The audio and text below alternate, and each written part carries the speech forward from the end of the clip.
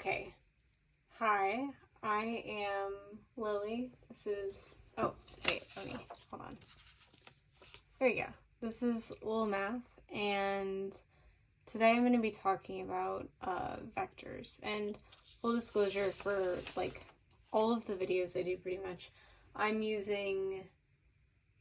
provide a link in the description, but it's an MIT open courseware for a Calc 3 class, and there are lectures and stuff on there, so if you want more materials you can go there. So today I'm going to be talking about vectors. Now you're probably asking, what is a vector? A vector is just it is a way to represent something that has a magnitude and a direction. So you'll see this a lot in physics, say, right? Like you want to say, I walked 20 miles east. Well, that has the 20 miles is your magnitude. It's the size of the vector. And your east is the direction. So that allows you to provide more information than just the size. So vectors have a magnitude and direction. They're usually represented visually by arrows. So you'll see this is a vector. Oh, that's way up there. That's a vector. And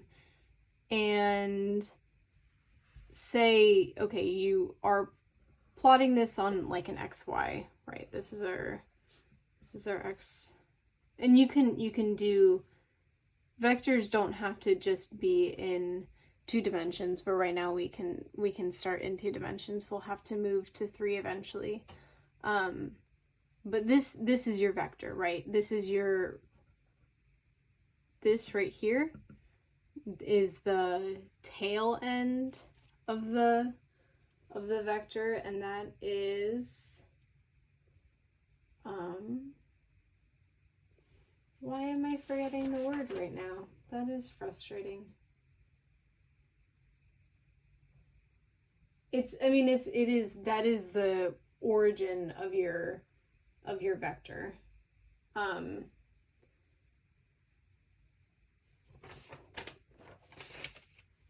then this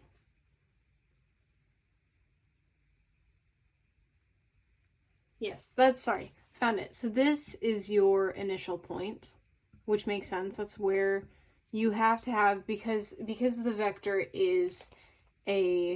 involves a direction. You obviously are starting from somewhere and then ending somewhere. So you're going to have your initial point is the part of the vector that doesn't have the arrowhead, and then your terminal point is basically right here, right? And that makes sense. That's where the vector ends, hence terminal.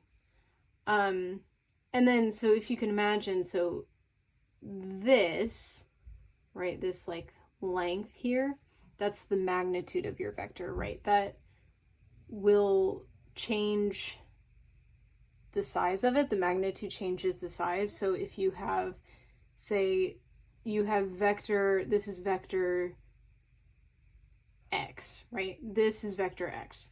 You can have vector 2x, 2x, where the direction of the vector is pointing the same. See, right? It's pointing that way for both of them. Same direction, but the magnitude of the vector is twice as much.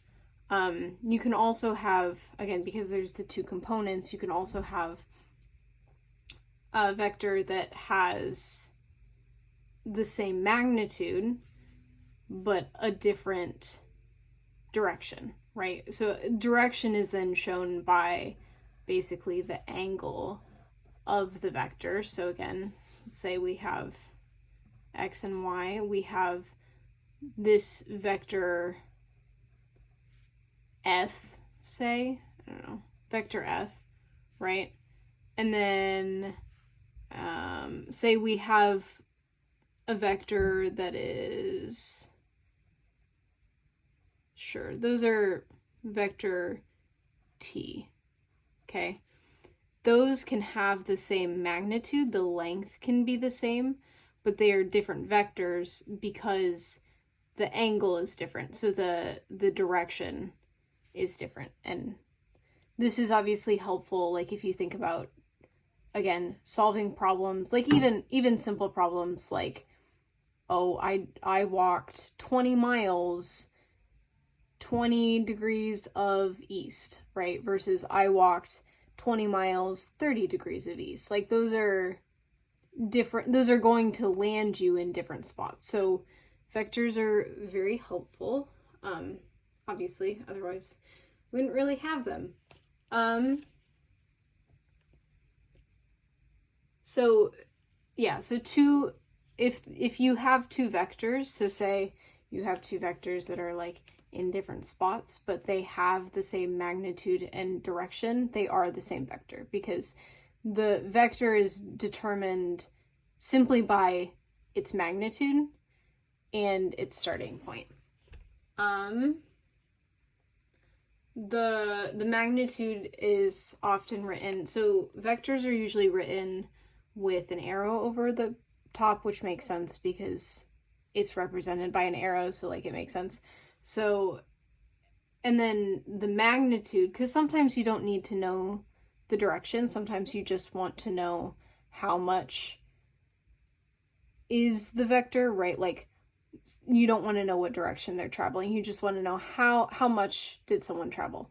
Well, then you just look at the magnitude of the vector, so we have notation for that too, which is like this. With the, that's really small, but with the absolute, well, what looks like the absolute bars. Yeah. And so just some of the simple stuff you can do with vectors. We can go to, you can, like with other math stuff, you can scale vectors, you can add them, and you can subtract them. So scaling vectors is pretty easy. I mean, most of this is, and it is similar to if you were scaling any other thing. So let's say we have vector A. So this is vector A. Well, in order to scale vector A, scaling, you're just changing the magnitude of it, but the direction is staying the same, right? It's kind of like if you have 2x versus 4x, you still are dealing with x, not y. You're just making more or less of it. So if we're like representing it visually, which right now we're just doing stuff visually, there is an algebraic component to it, but if you're doing it visually, you just say you want 2a, right? Well, the angle has to be the same because that's part of what makes the vector a, but then you just do the same angle with twice of length a. I know the angle is not exactly the same, but pretend that it is. I can't really eyeball angles particularly well. If you want 1/2 a, again, same thing. Angle is the same. You just do half the magnitude, so half the length of the arrow. And then if you want it to be negative, or you want it to be in the opposite direction, again, angle is the same. Well, yeah, angle is the same, but you just, and the length of this is the same. The arrow is just pointing in the opposite direction because it's the opposite of it. So you just basically numbers, so like -1, right, for this one, 1/2, 2. That's how you can tell if you are scaling a vector, because you're just multiplying the vector by a number.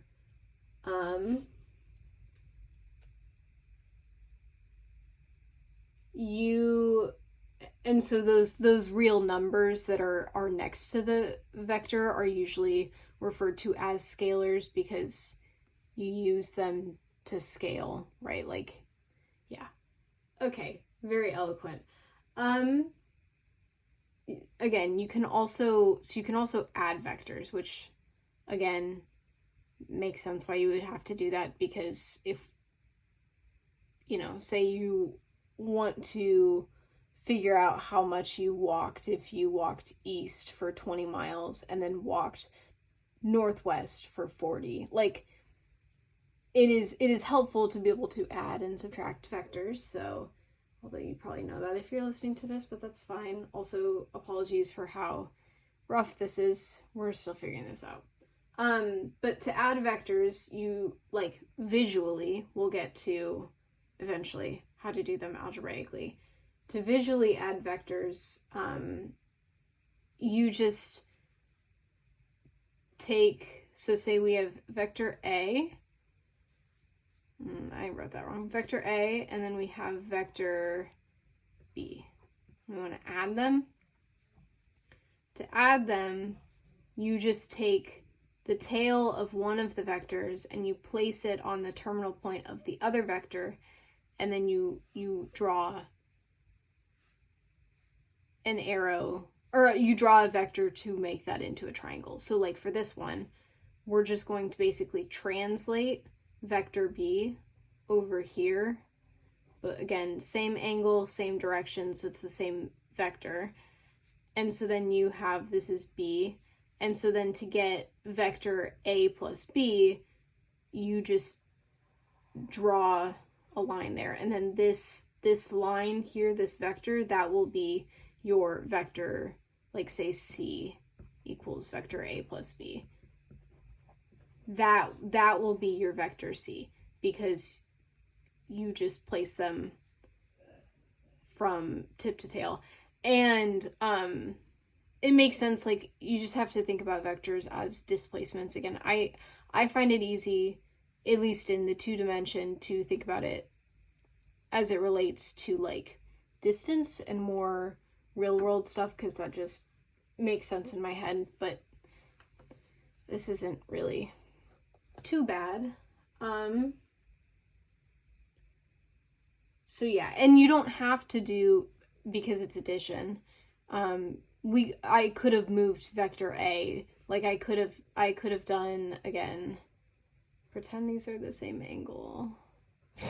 They're not, but it's okay. Okay, so I could have also done, instead of moving vector B, I could have moved vector A, right? And then that will give us the same, as you can see, that gives us this, regardless of which you choose to do first, that gives you the same vector. You can also subtract vectors by placing, either placing them tail to tail, or by adding one vector plus the negative version of the other vector, right? So we talked about earlier how to scale vectors with negatives, and you just flip the direction. You can do that to subtract, or you can place them tail to tail. So like for this example, say we have vectors A and vector B. I know, I'm so original with naming my vectors. Anyways, we have vectors A and B. So to get vector A minus B, you can either do this, right, and get A minus B. Again, you place them tail to tail, draw the resulting arrow, or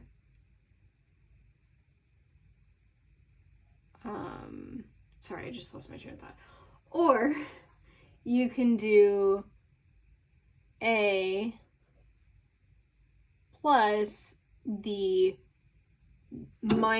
plus, so this is your A vector, A, and then you can add negative B, right, which would be this, because again we flip the direction, and then